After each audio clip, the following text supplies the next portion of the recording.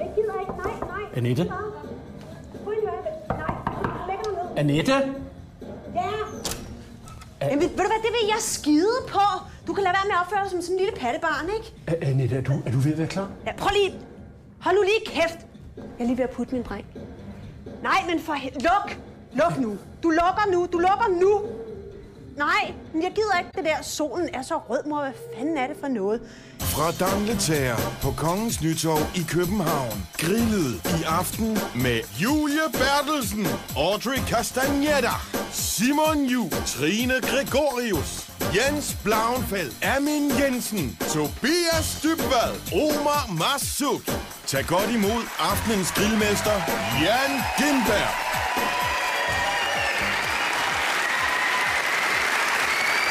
Velkommen til Grillet. Programmet, hvor en kendt dansker frivilligt lader sig grille og fortære råt i håb om, at en af os herinde redder sig en salmonella-infektion på et eller andet tidspunkt.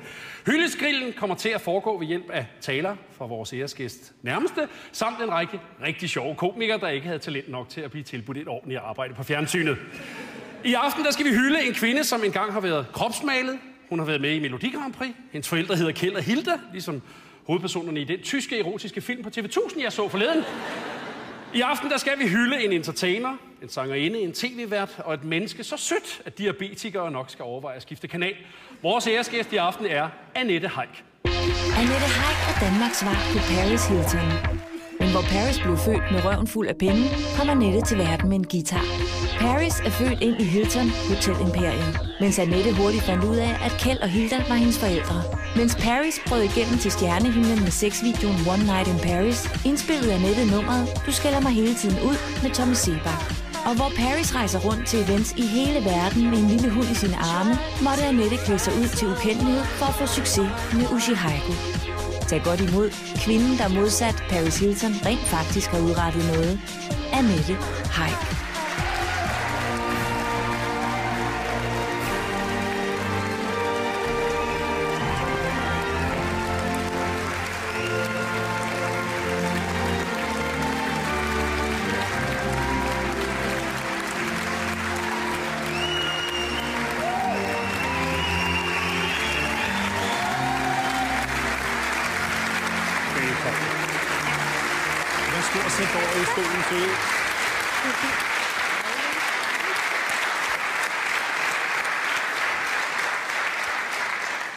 Velkommen hjem fra Sverige, Annette, o ædle udvandrer.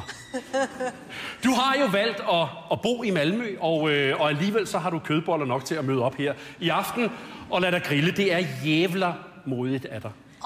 Det gør jeg med. Det er godt. Annette, din skånske dejlige myling. Vi kommer igennem en del ting i aften, og jeg bliver nødt til at spørge dig om der er noget, du helst ikke vil have, vi kommer ind på. Værtsjobs i 9 ud af 10, eller sådan noget ting, der er gået galt? Jamen altså, jeg går ud fra, at vi kun skal tale om ting, der er gået galt nærmest. Ja, jamen det kunne godt være, der var et eller andet, som du sagde, ej, der sætter jeg grænsen. Jeg har ikke fundet min grænse endnu, men det kan være, at jeg finder den i aften. Altså, der er én ting. Din kropsnære periode, da du flashede din skønne, nøgne krop. Ja, du var bodypainted, men alligevel. Vi kan lige prøve at se, hvordan du tog dig ud i en reklame for farveprinter i 1990'erne. Jeg har hørt det år. Det var dengang. Det var dejligt. Jeg har jo så hørt, at det var Jens Jørgen Thorsen, der malede dig, og jeg ved ikke, om du ved, at han brugte jo ikke pensel i egentlig forstand, jo. Men man kan jo se, at du har arvet mere fra Kjeld, end du har fra Hilda. Ja. Og så tog det så fart. Her er du bodypainted som Superwoman. Ja. Og jeg ved ikke, om der var noget på din krop, der sagde Gori. Det ser i hvert fald lidt tørt ud. Men det er jo ikke den eneste superhelt, du har været malet som. Her er du til Akademi-revyens årsfest. Ja.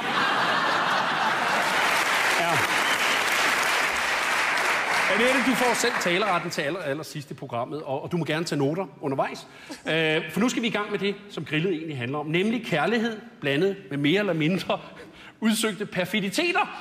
Første grilltaler, jeg skal præsentere heroppe, er komikeren og skribenten Audrey Castagnetta, der faktisk er som landet Guatemala, hvor hun oprindeligt kommer fra, varm, tropisk og overvejende bjergrig. Og sidst hun var nede og ligge, var da hun blev ramt af orkanen Stan. Nu skal vi møde kvinden, der behandler de folk, hun griller, som hun behandler sine værtsjobs på radio. Hun skyder dem i seng på rekordtid. Mine damer og herrer, en skøn kvinde, Audrey Castañeda.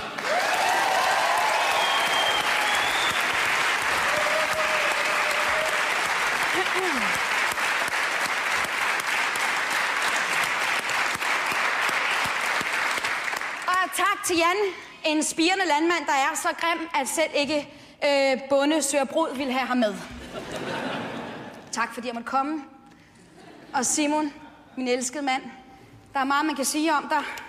Men så igen, hvorfor sparke til en, der allerede ligner en, der ligger ned i forvejen?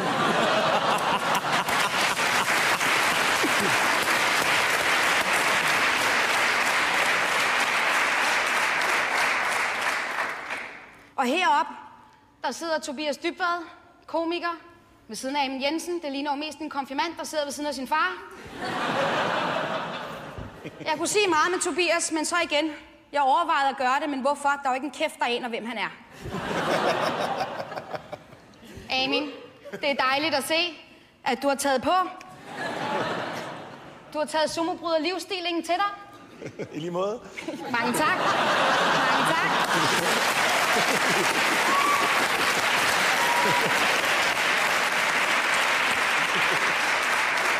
Og Julie, der blev jeg lidt nervøs, da jeg skulle stå her på scenen, fordi for mig er Julie en af de smukkeste kvinder, en af de dygtigste kvinder, vi har herhjemme, og hun er for mig personligt, jeg synes, hun er gudesmuk, når man tænker på, at hun kommer fra Grønland.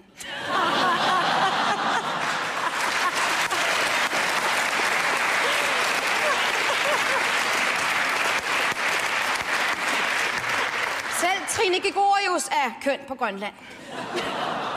Men nu til det handler om. Annette, for mig er du nærmest sådan en buffet af rigtig mange lækre ting, som man alligevel kun har lyst til at betale 45 kroner for, fordi man ved, man får lidt dårlig mave, når man kommer hjem igen. Altså, du er bare her og der og alle vegne, og det er sådan, hver gang man ser dig, så får man den der lyst til sådan at... Den der ikke kan gå af så nemt, ikke? Og det er jo mærkeligt at tænke på, at din største succes, altså det er jo pudsigt, din største succes, som vi alle sammen husker, Annette i Uchihaiko. Sjovt nok også den eneste succes, hvor du så ikke var dig selv. Her til slut vil jeg fortælle, dine forældre har jo efterladt dig med en kæmpe karriere. Altså de er jo, Kjeld og Hilda Heick, jo indbefattet af Danmarks historie. Og når man tænker på, hvad de vil give videre til dig, ligesom Julio Iglesias har givet videre til Enrique Iglesias, ligesom Nat King Cole og Unforgettable karriere har givet videre til Natalie Cole, der er det dejligt at vide, at dine forældre også har givet dig det videre, at du kommer til at være tv-vært på et program søndag formiddag i Boksen i stedet for din mor. Tusind tak for inspirationen, Annette. Tusind tak.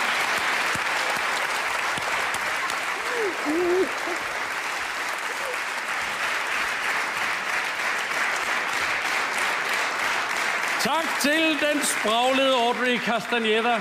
Annette, din gode kollega og ven, tv-værten Jens Blauenfeldt fra Danmarks Radios. Kender du typen? Og også Aftenshowet. Han er næste taler. Aftenshowet, som jo bekendt mixede fakta og sjov i forholdet 100-0. Efter Jens blev vært der begyndte Danmark at falde i søvn allerede kl. 18. Det er pjat. Det er pjat. Han er et meget intelligent menneske. Faktisk så er han så klog, at han ikke er det mindste bange for at lyde dumt, når han taler. Mine damer og herrer, Jens Blauenfeldt.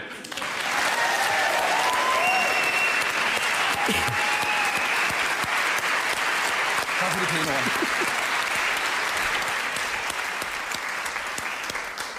Tak skal du have, Jan. Det var sødt af dig. Og undskyld, hvis jeg har noget falafel mellem tænderne. Jeg var ude at snæve med ormer tidligere.